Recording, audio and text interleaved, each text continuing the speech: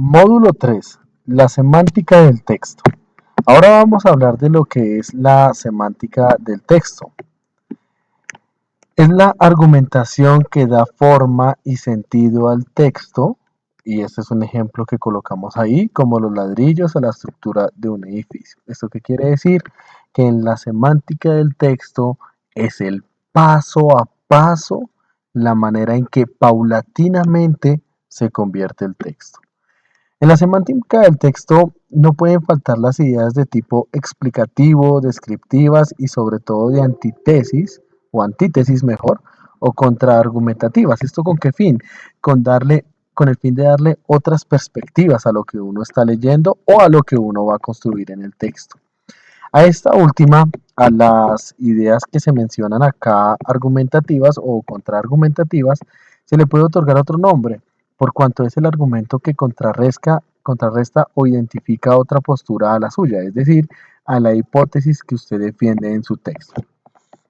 Un claro ejemplo es que las personas que están construyendo el texto colocan argumentos, colocan ideas con el fin de que el texto se pueda comprender o que el texto de una u otra forma sea lo más digerible posible para la persona que lo lee. Y al ser digerible, da a entender que yo puedo tener mi capacidad de argumentar eso que estoy leyendo en contravía o no. Por eso se coloca este tema. La argumentación es la carne que rodea el hueso.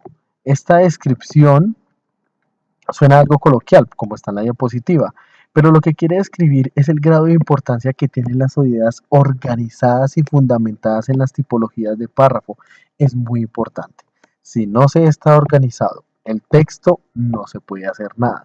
Si no se está organizado el texto, no se puede comprender. Si un texto no está bien organizado, el lector se va a confundir y la idea es que esto no pase, sino que sea lo más claro y lo más entendible posible para la persona que lo esté leyendo. Hay que tener en cuenta que leer tras las líneas en primer lugar es la capacidad que tiene el lector de descubrir las intencionalidades y la ideología del autor del texto. Y para esto sirve el párrafo introductorio que mencionábamos anteriormente. El párrafo introductorio pues da la introducción a todo lo que se va a leer, ¿sí? Y ahí uno puede percibir la intención y la idea que la persona que está redactando tiene, va a desarrollar a lo largo del texto. Por eso se menciona en esa diapositiva este paso que es muy importante. En segundo lugar, nos referimos a la capacidad de relacionar el texto con el mundo real y sus procesos, es decir, con otros contextos sociales. Entonces se pueden hacer textos comparativos, eh, textos que coloquen una situación en una posición y otro texto que coloque esa misma situación en otra posición, con otros contextos sociales y sobre todo con la capacidad de describir una idea propia y centrada en argumentos que todos estos de una manera bien escrita le van a dar el sentido al texto. Más adelante lo que vamos a ver son aquellos pasos y procesos que condensan lo que es la elaboración del texto. Y para eso hablamos de la macroestructura textual. Este es el esquema que le ayuda a los lectores a lograr que nuestros textos sean coherentes. Y esto es muy importante. ¿Por qué? Porque es la mejor estrategia para asegurar que el texto se está leyendo y será entendible. Esto es muy importante. Después de eso seguimos con la microestructura textual.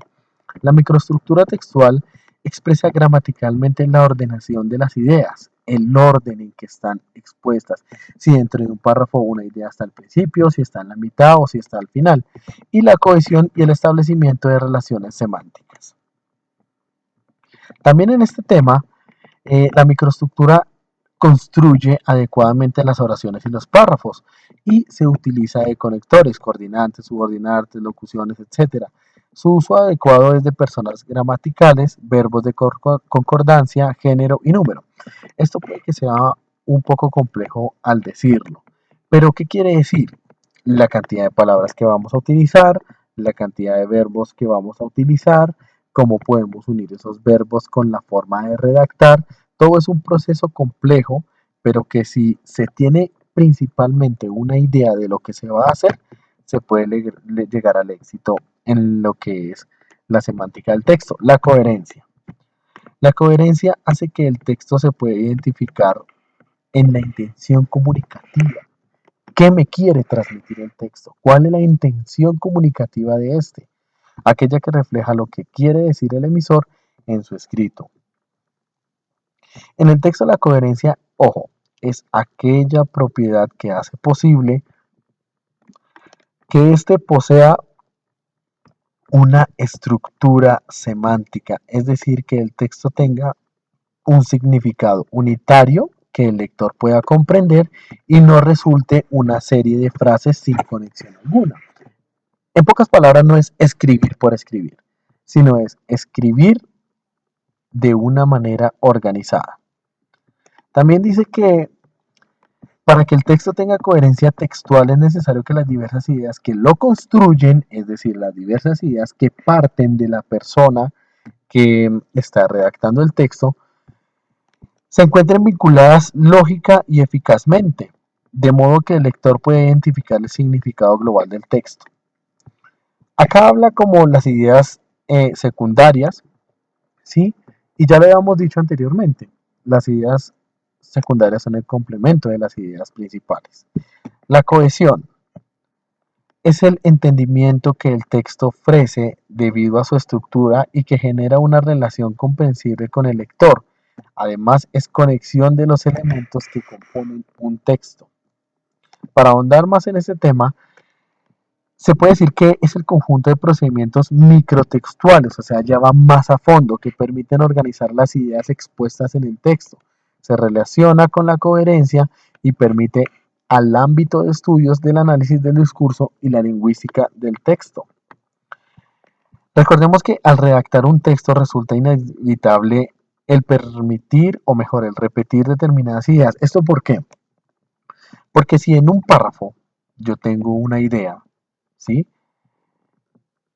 Las ideas secundarias apoyan eso, ¿sí? Yo puedo complementar en otro párrafo otra idea, pero no puedo seguir entonces en un párrafo una idea, en otro otra idea, la misma idea, y en otro. No, eso es infructuoso para la persona que está leyendo un texto, ¿no? Lo único que puede hacer es argumentarla, darle otro matiz para que se pueda entender.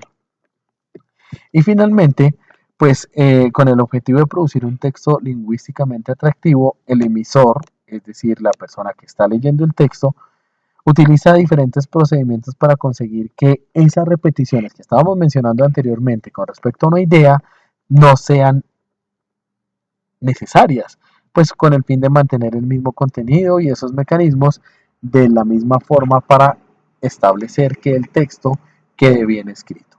Bueno, este fue el módulo 3. Muchas gracias.